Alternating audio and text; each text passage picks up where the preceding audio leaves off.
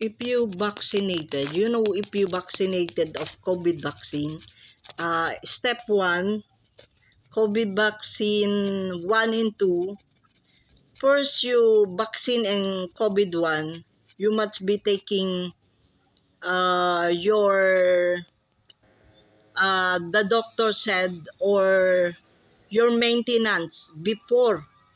Most of the time, the adult will be taking the medication every day yon.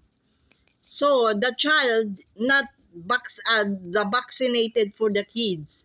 So have no, sometimes there are morbidity, means sick person have maintenance before.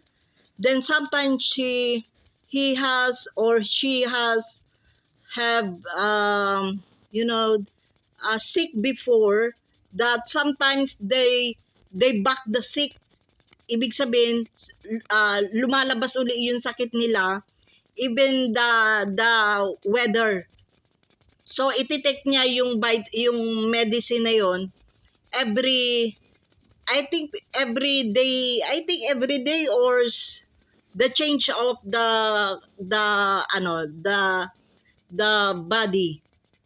Then if not, you take vitamins for the kids. Most of important, the kids have vitamins. Most important is multivitamins or vitamin C. Bye. That's it. All my friends.